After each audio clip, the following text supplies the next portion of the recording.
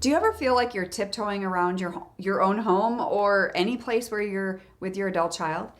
Maybe holding your breath with every conversation because you don't know how it's going to end up? You are not alone. And today I want to share with you some tips on walking on eggshells and why I feel that this is why we are walking on eggshells. And maybe your kids are walking on eggshells with you. Very well could be that as well. But I want to talk about turning these tense talks into more constructive connection with your child, because that's obviously the goal. That's the goal in your heart. I know it is.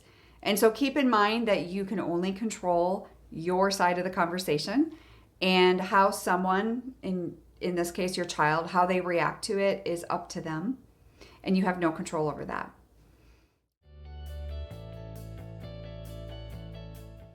All right, so what does walking on eggshells really mean? You've heard it, you've probably said it a million times. I would say 90% of the moms that I talk to, even the ones I don't work with, but I've talked to, they use that phrase. And I know I used to use it myself because I felt it all the time. So that's when you feel like you have to be overly careful in dealing with someone or a situation because they get angry or they get offended very easily.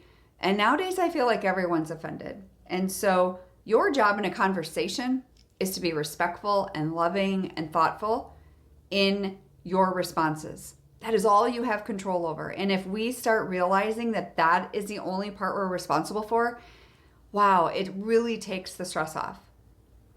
And so I want you to think about, the topics that you're going to bring up. We want to keep in mind that you bring up with your kids. We want to keep in mind that, we can walk on eggshells with just about anybody. You could be walking on eggshells with a spouse, a friend, another child or sibling, anyone.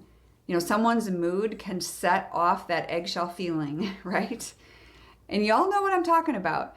So keep that in mind when I talk about these topics, because this really could go across any area, any relationship. Number one is defensiveness. Do you feel there's a lot of defensiveness in the relationship with your child? Think back to that last conversation or the one that you are kind of hypothetically thinking in your mind. You're going to notice your child quickly becomes defensive or even withdraws when certain topics are approached, right?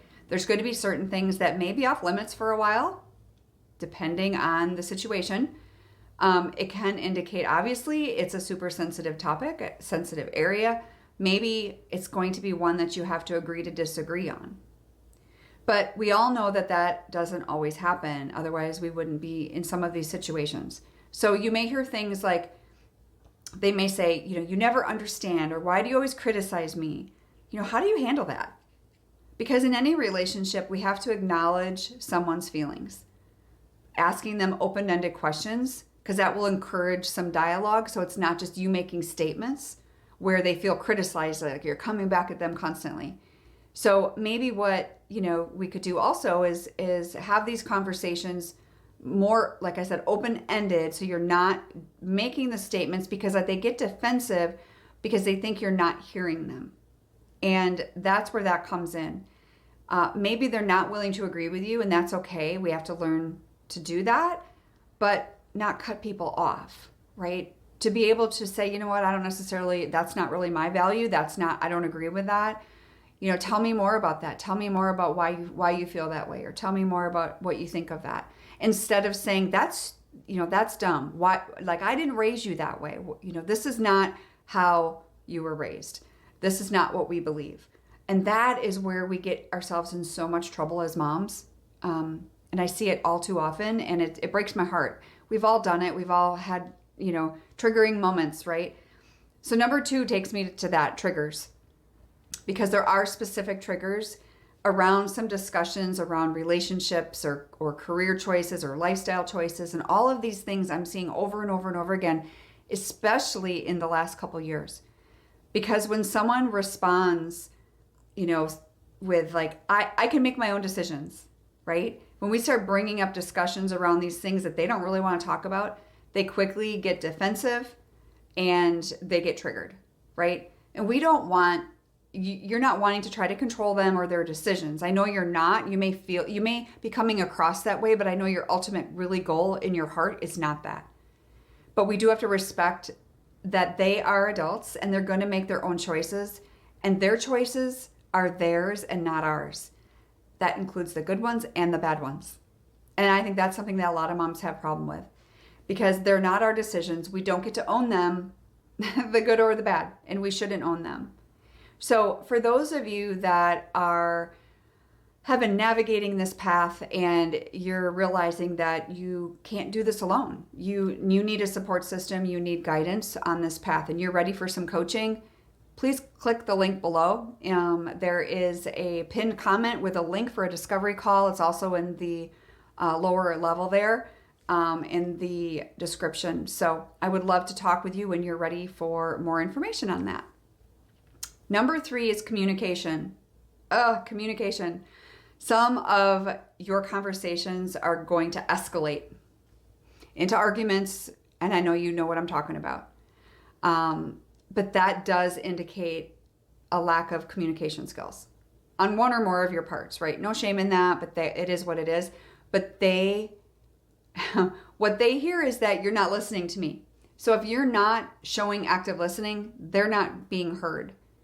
And that's what they hear. So how about we handle that by practicing our active listening and really validating their feelings, whether we agree with them or not, whether we like them or not. You're hearing them. People just want to be validated. They want to be heard. So before you share your perspective in that communication, validate them.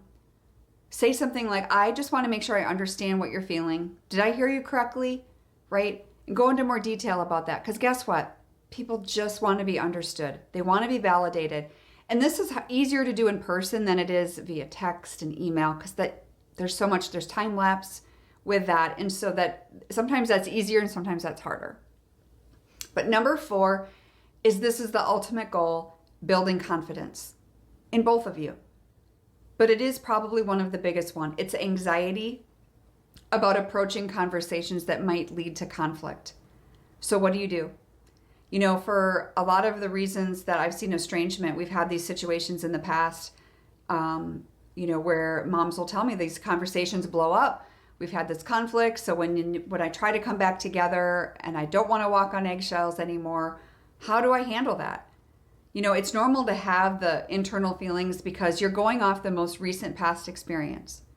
But I really think that preparing how you're going to share ahead of time may help you anticipate, knowing that you're going to acknowledge their feelings and manage some of the actual conversations. It will help when you can prepare a little bit. You can't prepare for everything, obviously, but you already know if your adult child has not been doing work on themselves during this time. When you guys have been apart, you may or may not know what they've been up to, what they've been doing. Have they been focusing on their own world and their own, personal growth? Are they learning effective communication skills? You know, chances are if you go into it possibly how you did the first time, where maybe there was some judgment, even if you didn't mean to, but it may have come across that way and we didn't hear their perspective. We reacted instead of listened. We do the opposite of that. If we could just do the opposite of that and let them know that maybe, hey, I'm sorry how I handled that last conversation we had. It doesn't mean you were all in the wrong, but you're just owning your part. Own our part. If we all do that, because then we can move on from here. And so I want to hear more about this topic. I would love to hear from you in the chat, how you have been navigating walking on eggshells, what has worked for you, because this is such an important topic. And if you let your child know that, you know what, if this is important to you, I want to hear about it because I love you. And another thing I just want to mention before we go is just because your child is, let's say they've really walked away from, let's say, their faith, or walked away from how you raised them, or you walked away from things like that, and it's just like eating you up inside. You need to have some faith and trust that they may just change their mind. They may just change their mind. It happens all the time. So don't get stuck in that moment in time of where they shared something with you that broke your heart, because people change. You're changing, right? You're doing the work on you, and hopefully they're doing the same. And then you guys can come back together in a better way. So I hope that helps. God bless, and I'll see you in the next video.